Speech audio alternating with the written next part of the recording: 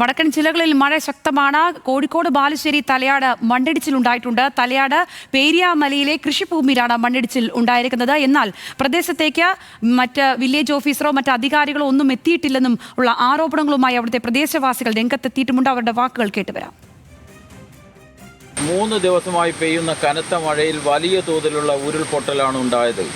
ഈ പ്രദേശങ്ങളിൽ മഴ കനത്തതോടെ ഈ പ്രദേശങ്ങളിലുള്ള വീട്ടിലെ ആൾക്കാരെല്ലാം മറ്റു ബന്ധുവീട്ടിലേക്ക് മാറിയതുകൊണ്ട് വലിയ ഒരു അപകടമാണ് ഒഴിവായത്.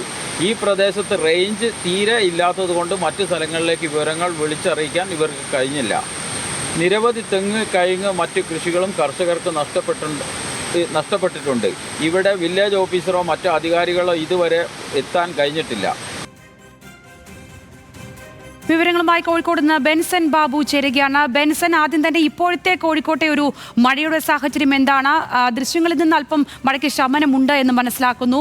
ഈ മണ്ണിടിച്ചിലുണ്ടായ മേഖലയിലേക്ക് വരികയാണെങ്കിൽ അവിടുത്തെ ഒരു കാര്യം എന്താണ്? സ്ഥിരമായി മണ്ണിടിച്ചിലൊക്കെ ഉണ്ടാകുന്ന ഒരു പ്രദേശമാണോ? അവിടേക്ക് അധികാരികളൊന്നും എത്തിയിട്ടില്ല എന്ന് പ്രദേശവാസികൾ ആരോപിക്കുന്നുമുണ്ട്.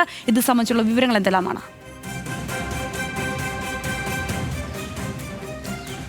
സംഗീത, കോഴിക്കോട് ഇന്ന് രാവിലെ മുതൽ തന്നെ മഴ മാറി നിൽക്കുന്ന ഒരു സാഹചര്യമാണുള്ളത്. പക്ഷേ കഴിഞ്ഞ 2 ദിവസങ്ങളിലായി പെയ്തിട്ടുള്ള അതിശക്തമായ മഴ, പ്രത്യേകിച്ച് ഇന്നലെ വൈകിട്ട് മുതൽ ഇന്ന് പുലർച്ചെ വരെ പെയ്ത അതിശക്തമായിട്ടുള്ള മഴയിൽ പലയിടങ്ങളിലും മണ്ണിടിച്ചിലും ഗതാഗത തടസ്സവും അതോടൊപ്പം തന്നെ പലയിടങ്ങളിലും വെള്ളക്കെട്ടുകൾ രൂപപ്പെട്ടിട്ടുണ്ട്. പലയിടങ്ങളിലും വെള്ളം പൊന്തി അതിന്റെ പ്രശ്നങ്ങൾ നിലനിൽക്കുന്നു. ഇപ്പോൾ നമ്മൾ സൂചിപ്പിച്ചതുപോലെ തന്നെ ഈ ബാലുശ്ശേരി, തലയാട്, പേരിയമലയിൽ ഇന്ന് രാവിലെയാണ് വലിയ രീതിയിലുള്ള മണ്ണിടിച്ചിലുണ്ടായത്. ഈ മേഖലയിൽ ഓരോ മഴക്കാലത്തും മണ്ണിടിച്ചിൽ ഉണ്ടാകുന്നതാണ്. പക്ഷേ ഇത്തവണ മണ്ണിടിച്ചിലിന്റെ വ്യാപ്തി ഒരല്പം കൂടുതലാണ് എന്നാണ് പ്രദേശവാസികൾ പറയുന്നത്. അത് ആളുകൾ താമസിക്കുന്ന വീടുകളുള്ള പ്രദേശമല്ല, പക്ഷേ കൃഷിഭൂമിയാണ്.